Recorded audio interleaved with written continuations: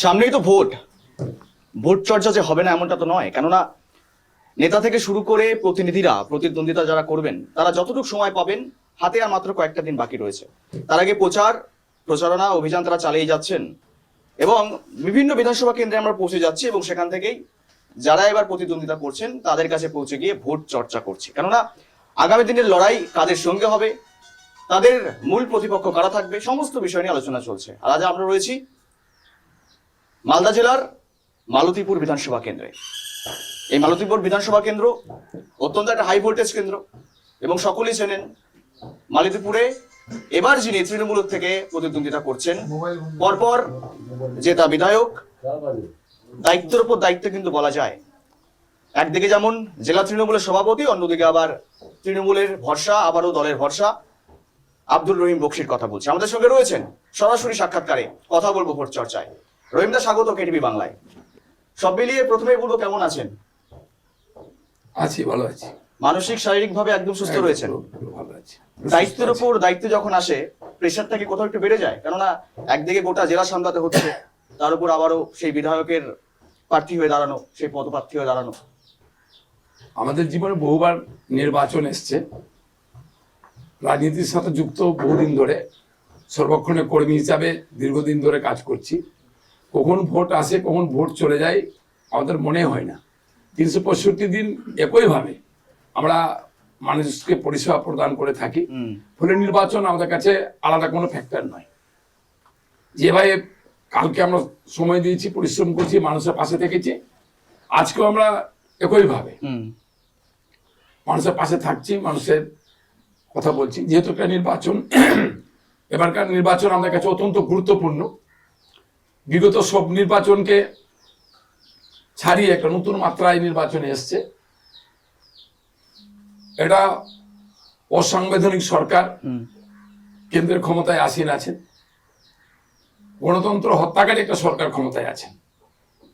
কিন্তু সমস্ত কিছুকে তোয়াক্কা না করে একটা হিটলারি মানসিকতায় পশ্চিমবঙ্গের ক্ষমতা দখল করতে হবে, বাঙালিদের ক্ষমতা দখল করতে হবে, তার জন্য মানুষকে বিভিন্নভাবে হেনস্থা করার চেষ্টা করছে। তার মধ্যে এসআইআর হচ্ছে অন্যতম।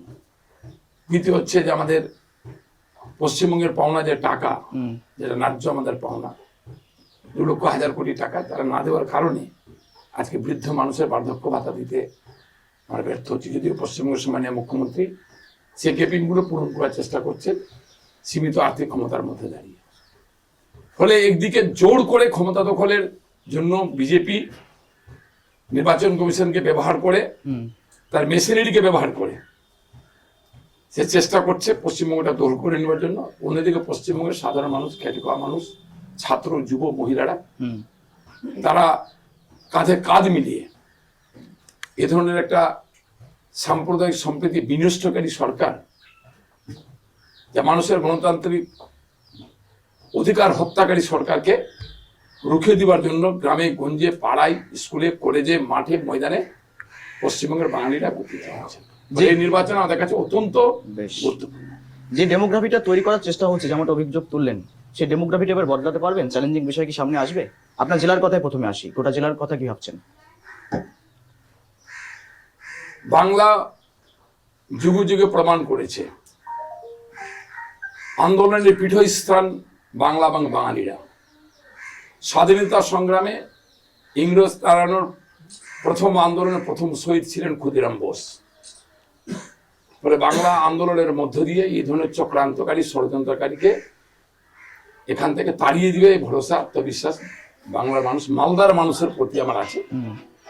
মালদায় যে সাম্প্রদায়িক সম্প্রীতি, ঐক্য, সভ্যতা, সংস্কৃতি, একসাথে চলার যে মানসিকতা সর্বধরনের মানুষের, একসাথে যে কোনো বিপদের মোকাবিলা করে লড়াইয়ের ময়দানে দাঁড়িয়ে থেকে শত্রুপক্ষকে পরাস্ত করা, মালদার মানুষ একটা বিগত দিনে দেখিয়েছেন। তাই আমরা একত্রিত মালদার মানুষ মমতা ব্যানার্জির নেতৃত্বে মালদা জেলায় এবারও বিজেপিকে আমরা শূন্য করব, এই প্রতিজ্ঞায় মালদার মানুষ গ্রহণ করেছে। অর্থাৎ টার্গেট কি আপনাদের? 12-র মধ্যে কত থাকছে? 12-র মধ্যে 12। 12-র মধ্যে পুরোপুরি এবার 12-র মধ্যে 12ই। কারণ তাদের চরিত্র দেখে মানুষ একত্রিত হয়েছে। মালদার মানুষ তারা সিদ্ধান্ত নিয়েছেন যে আর নয় দরকার মানুষ মারা খুনি বিজেপি সরকার। সব মিলিয়ে হাতে মাত্র কয়েকটা দিন, একদম সময় একদম শর্ট, সময়টুকু শেষ পর্যন্ত পাচ্ছেন মানুষের সাথে জনসংযোগ করার? ওই নির্বাচন প্রচার, নির্বাচনে গাড়ি নিয়ে ঘোরা, মানুষকে নিয়ে পাড়ায় পাড়ায় ঘোরা, এটা আমরা করছি না। করছেন না? না, এটা ব্যতিক্রমী কেন? কারণ আমাদের সর্বক্ষণ ধরে মানুষের সাথে থেকেছি, মানুষের পাশে থেকেছি।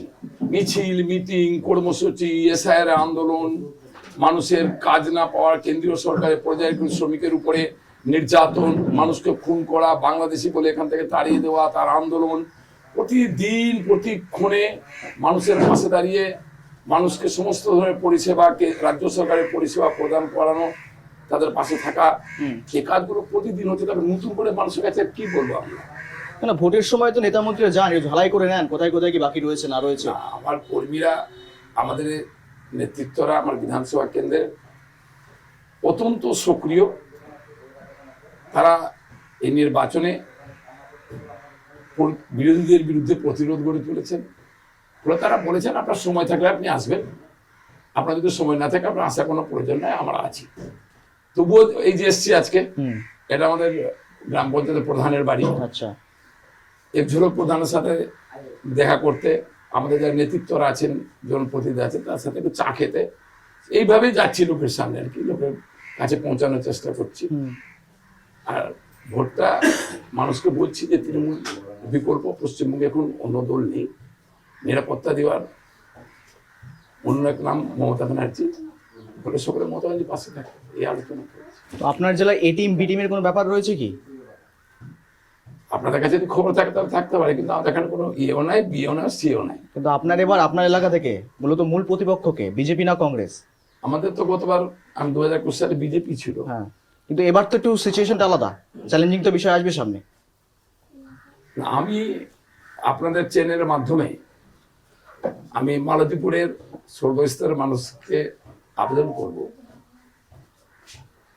যে নির্বাচনে ভোট আপনি কাকে দিবেন। যে মমতা ব্যানার্জি 365 দিন ঘুম থেকে উঠে এবং ঘুমানোর আগে পর্যন্ত আপনার কথা ভাবেন, মমতা ব্যানার্জির সৈনিক হিসাবে যেখানে আমি রহিম বক্সি সর্বক্ষণ ধরে আপনাদের কথা আমরা ভাবি, এ সাইডে আপনাদের নানা ধরনের কথা আমরা শুনেছি, আপনারা আমাদেরকে দুঃখে আক্রমণ করেছেন, বলেছেন এ সাইড তো আমাদের হাতে নেই। তো সাধারণ মানুষ, গ্রামের কিছু অশিক্ষিত মানুষ, তারা ভাবছেন আমরা করতে পারি, তো ফলে আপনারা অনেক কথা বলেছেন, আমরা সহ্য করেছি, আমরা আপনাদের পাশে দাঁড়িয়েছি, আপনার নাম তোলানোর চেষ্টা করেছি, সব সহযোগিতা করেছি। কিন্তু আজকে যারা ভোটে দাঁড়াচ্ছেন, সে বিজেপি হোক, সিপিএম হোক বা কংগ্রেসের, আগে আপনারা হেভিওয়েট বলে এখানে লড়াই হবে, হট সিট এগুলো বলছেন, তিনি কিন্তু পদে ছিলেন দীর্ঘদিন ধরে, এমপি ছিলেন, তারপরে তিনাকে জেলা সভাপতি করা হয়েছিল, তারপরে তিনি রাজ্যসভার সাংসদ ছিলেন 2 দিন আগে। আমাদের মালতীপুরের মানুষের দুয়ারে তিনি কিন্তু কোনোদিন আসেননি। ভীত, সন্ত্রস্ত, আতঙ্কিত পরিবারগুলো, যাদের নাম ভোটার তালিকা থেকে বাদ পড়ে যাওয়ার আশঙ্কা ছিল বা আছে, তাদের পাশে প্রার্থীগুলো কিন্তু এসে পৌঁছায়নি। ফলে তারা কি করে ভোট প্রার্থী হতে পারে? অথচ আপনাদের তো ঘরের লোক ছিল 100 ভাই, ঘরের লোক এবার আপনার প্রতিপক্ষ। হ্যাঁ, সেটাই বলছি, এরা তার কি করে কাজ করেনি বলতে তারা আজকে তার উপর প্রেসারাইজ করার বলে পালিয়ে গেছে। তৃণমূলের যে কাজ করার মানসিকতা, মমতা ব্যানার্জি প্রতিটা কর্মী কাজ করতে হবে না, এখানে স্থান নেই, এই কাজের চাপ দেওয়ার ফলেই তিনি পালিয়ে গেছেন এখান থেকে। মানে এতটাই প্রেসার, কাজ করার দক্ষতা রাখার জন্য বেরিয়ে এসেছেন নিজের দল থেকে। হ্যাঁ, সেখান থেকে বেরিয়ে গেছেন যে আমি কাজ করতে পারছি না, বলে এখানে শুধু ঝড়কের রাজনীতি করেই যে মানুষের পাশে দাঁড়ানো যায়, এটা মমতা ব্যানার্জি বিশ্বাস করেন না, আমরা বিশ্বাস করি না। মৌসুম নাকি মৌসুম বদল দেগা, এরকম একটা গুজব লড়ছে, জল্পনা চলছে, চ্যালেঞ্জিং বিষয় কি হবে? আর আমি ওই অনেকবার প্লেনে ওঠার সুযোগ পেয়েছি, অসুস্থ টসুস্থ হয় যখন দিল্লিতে যায়, তো প্লেন যখন খুব উপরে যায় না, তখন পাইলট কিন্তু ওখান থেকে অনেক সময় বলে, যখন মেঘলা আকাশ থাকে, যে পেটি বাঁধ লিজিয়ে মৌসুম খারাপ होने वाला है। তো মৌসুম খারাপ होने वाला है, পেটি তৃণমূল কংগ্রেসরা বেঁধে নিয়েছে। আচ্ছা, হ্যাঁ, এবং যতই ধরনের মেঘলা আকাশ থাকুক না কেন তার বুক চিরে দিয়ে প্লেন তার গন্তব্যস্থলে পৌঁছে যাবে। তৃণমূল কংগ্রেসের নেতৃত্বরা পাইলটের কাজ করছে। এখানে এই জন্য জিজ্ঞেস করলাম আপনাকে, এই বিষয়টা এই জন্য ঝালিয়ে নেওয়ার চেষ্টা করলাম, এ টিম বি টিম এর জন্যই বললাম। শুভেন্দু অধিকারী এসেছিলেন সভা মঞ্চ থেকে, ভরা মঞ্চ থেকে বলে গেছিলেন, যে সময় তৃণমূলে তিনি ছিলেন, মৌসাম নূরের কথা বলছি, তিনি বলেছিলেন মৌসাম নূর আপনার বিরুদ্ধে দাঁড়াবে, আপনার নাম করে বলেছিলেন আপনাকে হারাবে। সেখান থেকে কি সে সেটিং এর তত্ত্বটা কোথাও খুঁজে পাচ্ছেন? সেই অভিযোগটা কি আনবেন? না, এটা আপনার প্রশ্ন একবারে ঘিয়ের মতো খাঁটি। একটা তো মানে সেট আপ তো আছেই না, তো আমাদের এখানে বিজেপির 15% ভোট আছে। তাহলে একজন দায়িত্বশীল নেতা, বিরোধী দলের নেতা কি করে বলে দেন যে আমি রহিম বক্সিকে হারাবো? তার কাছে তো সে শক্তি নেই। নাকি বিরোধী দলনেতার কাছে আগে গিয়েছিল দরজা খোঁজার জন্য? আমি সেটাই বলছি আপনাকে, যে কি করে বলে দেন তিনি যে আমি হারাবো। তাহলে নিশ্চয়ই কিছু গোপন আতাত রাতের অন্ধকারে নির্জন কোনো এক ঘরের কোণে বসে হয়েছে, যেখানে এই ধরনের সিদ্ধান্তগুলো করেই জোটবদ্ধভাবে পাঠানো হয়েছে।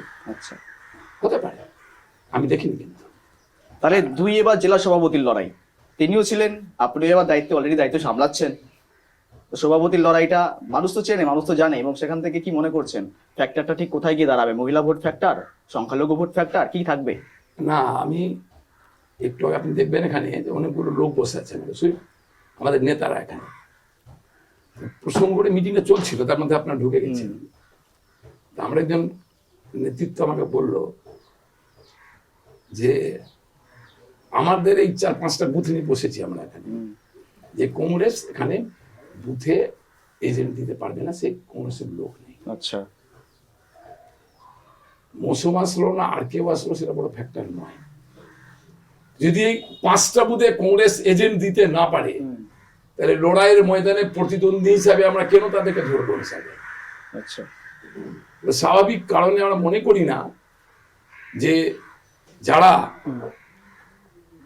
বিশ্বাসঘাতকতার মির্জাফরের কাজ করে, সুযোগ সুবিধা ভোগ করে সম্মানীয় মুখ্যমন্ত্রীর বিশ্বাসের উপরে আঘাত করেছেন, মুখ্যমন্ত্রী যে আত্মবিশ্বাস রেখে তাকে পদে রেখেছিলেন, তার সাথে বিশ্বাসঘাতকতা করেছেন, মানুষ কিন্তু এবারকার নির্বাচনে তার যোগ্য জবাব দিবে বুদাম টিবার মধ্য দিয়ে। এটা আমাদের আত্মবিশ্বাস আছে।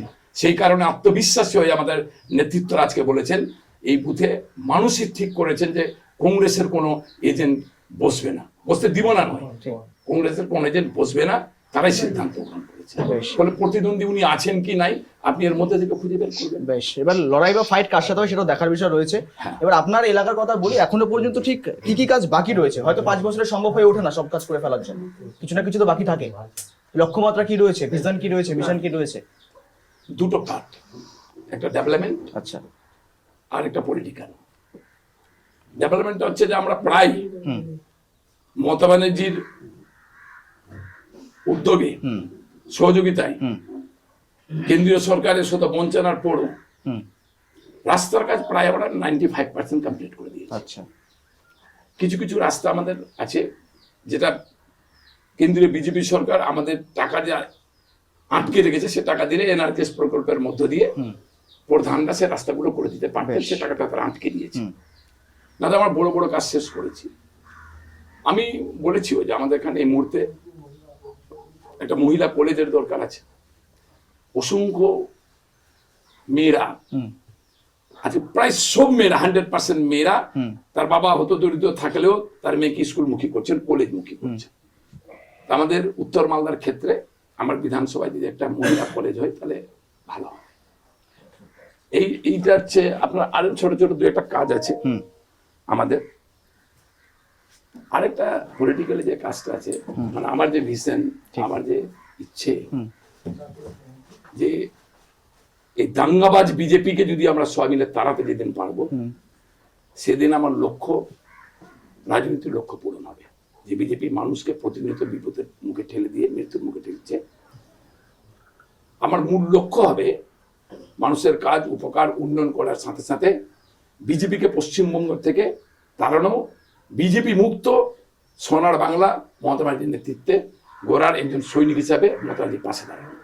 একটা বিষয় রয়েছে, মালতীপুরে নাকি একটা পুলিশ স্টেশনের খুব দরকার। হ্যাঁ, পুলিশ স্টেশনের জন্য আমরা বলেছি। একটা পুলিশ স্টেশন, একটা ব্রিজ আছে আমাদের, আমাদের দু একটা হাসপাতালের আরো পরিকাঠামোগত উন্নতির প্রয়োজন আছে, সেগুলো দিদি বলেছেন। কিছু কিছু কাজ শুরু হয়েছে, কিছু কাজ বাকি আছে। জমি দেখা হয়ে গেছে থানার জন্য, তাতে প্লটিং করা হয়ে গেছে। থানা আমি আশা করছি যে চতুর্থবারের মতো মুখ্যমন্ত্রী হিসেবে যখন আমাদের প্রিয় দিদি ক্ষমতায় আসীন হবেন, আমার মালতীপুরে থানা হবে আশা আমার আছে। আচ্ছা, এবার আসি আপনার কাছে। সব মিলিয়ে যাকে বলে একজন চাচাশোলা ভাষার রাজনীতিবিদ আপনি, একদম রাজনৈতিকভাবে দাওয়াই দিতে ভালোবাসেন। সেটা সভা মঞ্চ থেকেই হোক কিংবা জনসভা থেকেই হোক, বিতর্কিত মন্তব্যটা আপনি করে বসেন। সেটা কি ভোটের আগে একটু কমলো? শোনেন, আমি অনেক জায়গায় বলেছি, এটা কিন্তু সাংবাদিকের মতো টিআরপি পাওয়ার জন্য আমি কোনোদিন বলিনি। ঠিক। এটাকে নিজেকে জাহির করার জন্য কোনোদিন বলিনি। যখন যখন তারা আঘাত করেছে মানুষের উপরে, পরিযায়ী শ্রমিককে জোর করে খুন করে দিচ্ছে, ফেসবুকে কুপিয়ে কুপিয়ে মারছে, তার ছবি পাঠাচ্ছে, যখন একজন গর্ভবতী মহিলাকে জোর করে পুষবেক করে বাংলাদেশে পাঠিয়ে দিচ্ছে অন্যায়ভাবে, বিবেক তখন আঘাতপ্রাপ্ত হচ্ছে। আর বিবেক থেকে তখন সে বক্তব্যগুলো বেরিয়ে আসে তাদের বিরুদ্ধে। এটা কিন্তু কোনো সাজানো, কোনো সিনেমার স্ক্রিপ্টের মতো তৈরি করে কিন্তু আমি কোনোদিন বক্তব্য রাখিনি। আচ্ছা, যখন বিবেকের কাছে বিবেক আঘাতপ্রাপ্ত হয়েছে, তখন অটোমেটিক সে বক্তব্যগুলো তাদের বিরুদ্ধে বেরিয়ে এসেছে। একদম চাচাশোলা, বিতর্কিত বলা যায়। হয় অনেক সময়। অনেকে বিতর্কিত বলেছেন, আমি বিতর্কিত মানুষ বলেছেন, আমাকে অনেক ধরনের অনেকে ফেসবুক কটূক্তি করেছেন। কিন্তু আজকের দিনে দাঁড়িয়েও আমার সে বক্তব্য অব্যাহত থাকবে, যে মানুষের বিরুদ্ধে এসে দাঁড়াবে, তার বিরুদ্ধে আমার বক্তব্য সেটি। দলের কর্মীদের বিরুদ্ধে চাচাশোলা ভাষায় আক্রমণ শানিয়েছেন আপনি, তো সেটা কি শুধুমাত্র করা দাবাই দেওয়ার জন্য, রাজনৈতিকভাবে যাতে চাঙ্গা হয় দলের ভাবমূর্তি? আর না, কর্মীরা আমাদের পরিবারের মানুষ। এটা পরিবারের অভিভাবক যখন তার পরিবারের অন্যান্যদেরকে চারটা কথা বলেন পরিবারকে সুন্দর করার জন্য, অনেক সময় আমাদের কর্মীদের সাথে আমরা সেরকম আলোচনা করি। আবার এক সাথে এক শান্তিতে সুখে আবার এক পথে চলি। আবার কাউকে যদি ধমক দেওয়ার থাকে তাও করি, যেমন দিদি আমাদের সাথে আমাদেরকে বলেন অনেক সময় ধমকে, এবং সে ভালোবাসা দিয়ে। এটা ব্যালেন্সিংটা করেন কিভাবে? মূলত সাধারণ মানুষের সঙ্গে আপনি নাকি মিশে যেতে ভালোবাসেন, রাস্তায় দেখা হলে গাড়ি নিয়ে দাঁড়িয়ে যান, কথা বলেন, মানুষের সঙ্গে মিশে যান। এই যে ব্যালেন্সিংটা সবার মধ্যে তো আসে না। এটা দীর্ঘদিন ধরে ছাত্র রাজনীতি থেকে উঠে এসেছি, তো কৃষক পরিবারের মানুষ আমি। আমার বাবা আমার কাকাকে দেখেছি, বাড়ির উঠোনে অনেক মানুষের ভিড় হতো, বাবা কাকারা তাদের সাথে কথা বলতেন। পড়াশোনার সাথে সাথে পরিবারের সেই দৃশ্যটাও দেখেছি, যে কি করে মানুষের সাথে মিশে মানুষের সাথ দিতে হয়। সেই অভ্যাসটা আজকের দিনে বিরাজমান আছে। যে মানুষগুলোই তো রহিম বক্সি তৈরি করেছেন, তাদের জন্যই তো আমি আজকে বিধায়ক রহিম বক্সি আমার কাছে আপনি এসেছেন, প্রার্থী হিসাবে আমার কাছে এসেছেন, বা আমি বিধায়ক ছিলাম। এটা রহিম বক্সির পরিবারের লোকের ভোটে তো হয়নি। অসংখ্য লাখো মানুষ যারা রহিম বক্সিকে ভালোবেসে রহিম বক্সি নির্বাচিত করেছেন। আমি যদি তার সুখে দুঃখে তার সাথী হিসাবে না থাকতে পারি, তাহলে একটা বেইমানি করা হবে তাদের সাথে, একটা গদ্দারি করা হবে তার সাথে। তাই সর্বক্ষণ আমি ভাবি যে মানুষ আমার পাশে দাঁড়িয়ে আমাকে সর্বক্ষণ নিজের আপন পরিবারের একজন সদস্য হিসাবে সাথে রাখার চেষ্টা করছেন। আমি যেন সবসময় তার সাথ দিতে পারি, তার পাশে দাঁড়াতে পারি। আর এই মানুষগুলোর যখন এসআইআর এর তালিকা থেকে নাম বাদ যাচ্ছে, আন্ডার অ্যাডজুডিকেশন রয়েছে, ভোট অধিকার নাকি নষ্ট হচ্ছে, আপনাদের অভিযোগ, যন্ত্রণা কি হচ্ছে? আপনি বোধহয় একটা আমার ভিডিও ফুটেজ দেখেছিলেন, জলিল সাহেব চন্দ্রপাড়াতে বাড়ি, তার পরিবারের লোক যখন এসআইআর ক্যাম্পে আসছে, তার নামটা নোটিফিকেশন আসেনি, তখন বলছে আমাকে কি বাংলাদেশে পাঠিয়ে দেওয়া হবে? তার ছেলেকে বলছে তোরা চলে যাচ্ছিস আমাকে একাই বাড়িতে ফেলে। 3 বার বলার পর তিনি কিন্তু বুকে চিৎকার করে উঠে সেখানে মারা গিয়েছিলেন। তার পরিবারকে নিয়ে আমরা আন্দোলন সংগঠিত করছিলাম, গোবরের মাটি এনে মাথায় মেখে আমরা কিন্তু সেখানে আন্দোলন সংগঠিত করেছিলাম, তার পরিবারের পাশে দাঁড়িয়েছিলাম। আমি অত্যন্ত কৃতজ্ঞ যে আমি মমতা ব্যানার্জির সৈনিক, তিনি সাথে সাথে সেই পরিবারের ছেলের হাতে একটা চাকরি দিয়েছেন, হোমগার্ডের চাকরি পেয়েছে। ফলে এসআইআর আমাদের চোখে জল এনে দিয়েছে। যখন কোনো মানুষ আতঙ্কিত ভীতকম্পিত বাড়িতে এসে বলেছেন, তখন তার চেহারা দেখে নিজেকে আটকে উঠেছি, নিজেকে ভয় লেগেছে আর কি, যে লোকটা আবার যেন কোনো অঘটন না ঘটে যায়। এবং তার জন্য লাগাতার ভাবে লোকে বসে, তার বাড়িতে বসে তার সমস্ত ধরনের কর্মীদেরকে নিয়ে কাগজ ঠিক করে তার নাম যাতে ভোটার তালিকা উঠে আসে চেষ্টা করেছি।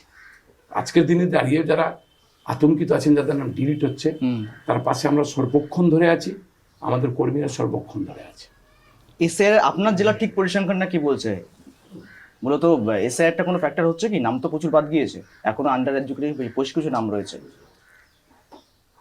এসআইআর একটা সুপরিকল্পিত ভোট লুট। এসআইআর বিজেপির একটা সুপরিকল্পিত বুথ দখল, ভোট দখল।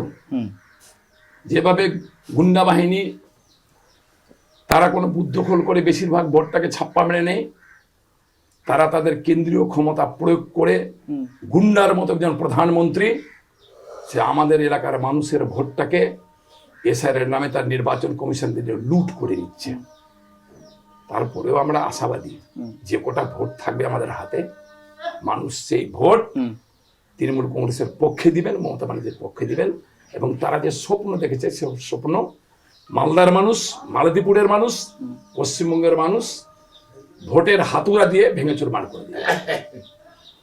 বিভিন্ন সময় দেখা যায় এটা অস্বীকারের জায়গা নেই, ভোট পরবর্তী হিংসা আপনার জেলা থেকেই, সেটা কি কোথাও একটু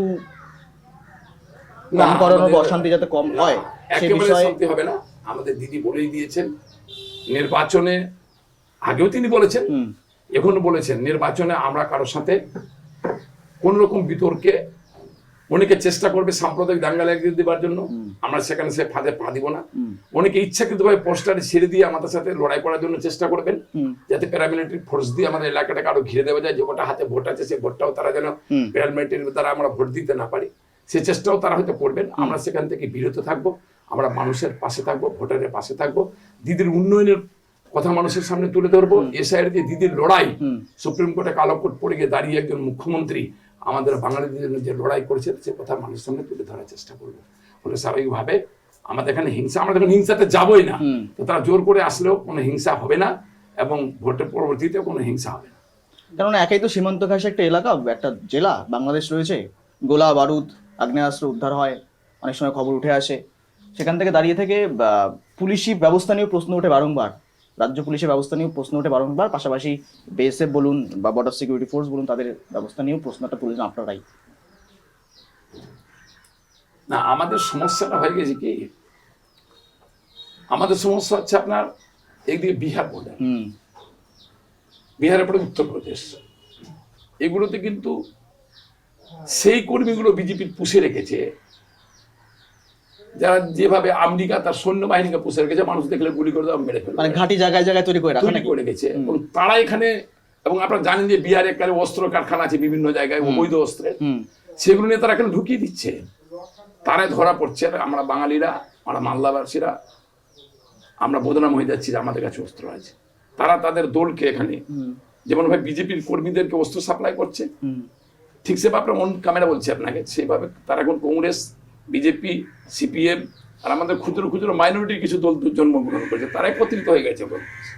ইউনাইটেড মমতা ব্যানার্জিকে হারাতে হবে, কারণ মমতা ব্যানার্জি ক্ষমতায় থাকলে মানুষের উপকার করবে, আমাদের মতো চিটিং বাজারে কোনোদিন ক্ষমতায় আসতে পারবে না, তাই তারা ইউনাইটেড। ফলে তারা অস্ত্র এনে সবাই মিলে ভাগ করছে আমাদের বিরুদ্ধে। আর আমরা বলছি, আমরা সকলে একসাথে হাত তুলে কাঁধে কাঁধ মিলিয়ে দাঁড়িয়ে আছি, দেখি তোমার কত অস্ত্র আছে আমাদের বিরুদ্ধে লড়াই করার, আমরা মানুষের ভোটে পুনর্নির্বাচিত হব। আরেকটা বিষয়, এসআইআর পরিযায়ী শ্রমিক ইস্যু, এসআইআর তো গেল, এবার পরিযায়ী ইস্যু শ্রমিক, সেটার থেকেই আপনার জেলা থেকেও বহু পরিযায়ী শ্রমিককে দেখা গিয়েছে মূলত বাইরের রাজ্যে হেনস্থ হতে হয়েছে, আক্রান্ত হতে হয়েছে, বাংলা বলায় বাংলাদেশি তকমা খেতে হয়েছে। অভিষেক থেকে মমতা একই রাস্তা হেঁটেছে, আপনারাও আন্দোলন সামিল হয়েছিলেন। এই এসআইআর পর পরিযায়ী শ্রমিক ইস্যুটা আপনাদের জন্য কতটা প্রভাব ফেলতে পারে? পরিযায়ী শ্রমিকের জন্য মমতা ব্যানার্জি, অভিষেক ব্যানার্জি লড়াই করেছেন। বাংলাদেশে পাঠিয়ে দেওয়া গর্ভবতী মাকে হাইকোর্টে মামলা করে সেখান থেকে কেন্দ্র সরকারকে ফিরিয়ে আনতে বাধ্য করেছেন।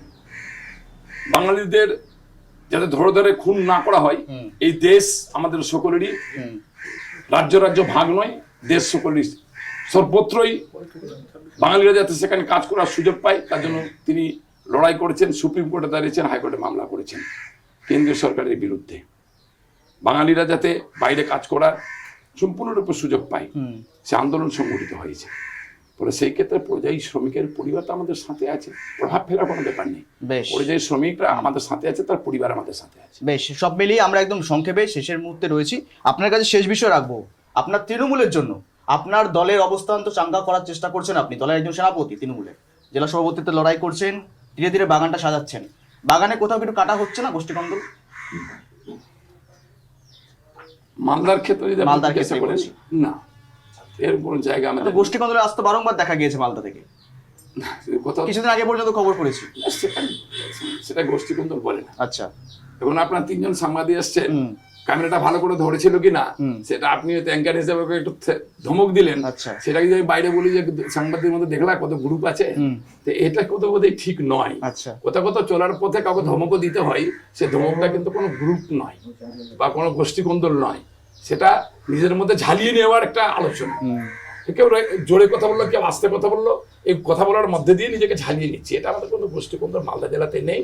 মালদা জেলাতে নেই বলে আমরা 12তে শুধু বেশ, সব মিলিয়ে আশাবাদী রয়েছেন আপনারা। একবার 100 ভাগ 100 ভাগ 100। অর্থাৎ আমরা কথা বললাম মালদা জেলা থেকে, মালদা জেলার তৃণমূলের সভাপতির সঙ্গে আব্দুর রহিম বকশী আর মালদা বিধানসভায় তৃণমূলের দলের ভরসা, তৃণমূলের প্রার্থী, এবং শেষে আসবে এটা একটা নজর থাকছে। অন্যদিক থেকে আবার আমরা তার কাছে যাবো এবার র্যাপিড ফায়ার নিয়ে। আপনাকে কিছু ছোট ছোট কোশ্চেন করবো, আপনি চাইলে পরে প্রশ্নের উত্তর দিতে পারেন অথবা এড়িয়ে যেতে পারেন। ছোট ছোট বিষয়ে রাখবো আপনার কাছে। যদি বলি এখনো পর্যন্ত আপনার দেখা দেশের সেরা প্রধানমন্ত্রী নরেন্দ্র মোদী না অটল বিহারী বাজপেয়ী? ভেবে বলবো আপনাকে। ভেবে বলবেন। যদি প্রধানমন্ত্রীর আসনে হুম। মমতা ব্যানার্জি বসতেন তাহলে তিনি হতেন সেরা প্রধানমন্ত্রী আমার জন্য। সেরা মুখ্যমন্ত্রী বিষয়ে আসবো আমি। মমতা বন্দ্যোপাধ্যায়, বুদ্ধদেব ভট্টাচার্য। আমি বললে তো যেহেতু তৃণমূল করছি, লোকে ভাবে যে নিজের পার্টির কথা বলেছে। পশ্চিমবঙ্গের মানুষই ঠিক করে দিয়েছে যে এ যাবতে ভারতবর্ষের স্বাধীনতার পরে সেরা মুখ্যমন্ত্রী যদি কেউ থাকেন তার নাম মমতা ব্যানার্জি। তৃণমূলের এখনো পর্যন্ত সেরা সেরা ছাত্র নেতাকে আপনাদের? বিগত দিনে যারা ছাত্র নেতা ছিলেন, যারা আজকের দিনে আছেন, তৃণাঙ্কুর ভট্টাচার্য না দেবাংশুকে এগিয়ে রাখবেন? না, ছাত্র নেতা বিগত দিনে ছিলেন তারা তো নেই এখন। ছাত্র নেত্রী আমাদের মমতা ব্যানার্জিও ছিলেন, সেখান থেকে তিনি উঠে এসেছেন। বর্তমান রাজ্যে তৃণমূল ভট্টাচার্য যখন দেখছেন আমাদের রাজ্যটাকে, পুরো স্বাভাবিকভাবে এখন ছাত্র মূল নেতৃত্বে তৃণমূল ভট্টাচার্য আছেন। বঙ্গ বিজেপির এখনো পর্যন্ত সফল সভাপতি দিলীপ ঘোষ, শ্রমিক ভট্টাচার্য। শুনুন, ওদের কোনো সফল অসফল বলে আমি মনে করি না। সবই অসফল সভাপতি। 3 থেকে 77 এনেছিলেন দিলীপ ঘোষই। 3 থেকে 77 ও 77 থেকে 3 আসাটা খুব বড় ব্যাপার নয়। এটা লুডু খেলার মতো ওদের দোল। হ্যাঁ, একেবারে 3 থেকে 77 গেছে, আবার 77 থেকে 3-এ চলে আসবে। ফলে কে সফল কে অসফল আমরা বুঝতেই পারি না পশ্চিমবঙ্গের মানুষ। ফলে সফল অসফল ওদের সম্পর্কে আমার কোনো ব্যাখ্যা করার জায়গা খুঁজে পাই না। বেশ, শেষ প্রশ্ন রাখবো আপনার কাছে। সেরা বিরোধী দলনেতা শুভেন্দু অধিকারী না সুকান্ত মজুমদার? এই বিষয়ে আপনি হয়তো বলবেন অবশ্য। কার নাম বললেন? শুভেন্দু অধিকারী অথবা সুকান্ত মজুমদার? আপনার প্রশ্ন শুনে হাসি পাচ্ছে। বিরোধী দলনেতা যাকে বলা হয়, বিরোধী দলনেতার কোনো ছাপ এদের চেহারাতে আছে কিনা আমার জানি। মানুষ তো ভুল করে কিছু ভোট দিয়ে দিয়েছেন, ভোটের তাগিদে তারা বিরোধী জায়গায় বসে গেছে, নিজেকে বিরোধী দলের নেতা দাবি রাখছে। সেরা বলার তো জায়গা নেই, জিরো বলারও জায়গা নেই। একজন বিরোধী নেতার যে 4টি বৈশিষ্ট্য হয়ে বিধানসভা পরিচালনা করার ক্ষেত্রে সংসদীয় রাজনীতিতে যে সহযোগিতার দরকার পড়ে, এরা প্রতিদিন বিধানসভায় গিয়ে ঝগড়া, লাঠি, লাদনা, গাল দেওয়া, মমতা ব্যানার্জিকে অপমান করা একজন মুখ্যমন্ত্রী এছাড়া কিছু শিখেনি। এটাকে বিরোধী নেতা বলা যায় কিনা আমার জানা নেই। সেরা ও সেরা কোনো প্রশ্ন নেই এখানে। বেশ, সব মিলিয়ে সমস্ত প্রশ্নের উত্তর আশা করি আপনারা পেয়ে গেলেন। আমরা কথা বললাম আব্দুর রহিম বকশীর সঙ্গে। আগামী দিনে এই কেন্দ্র থেকে হাড্ডাহাড্ডি লড়াইতে চলবে, যদিও আসল প্রতিদ্বন্দ্বিতা কে হবে তৃণমূলের কাছে তা কিন্তু সময় বলবে। আজকের মতো শেষ করছি এখানে। নজর রাখুন ভোট চর্চায়। নমস্কার।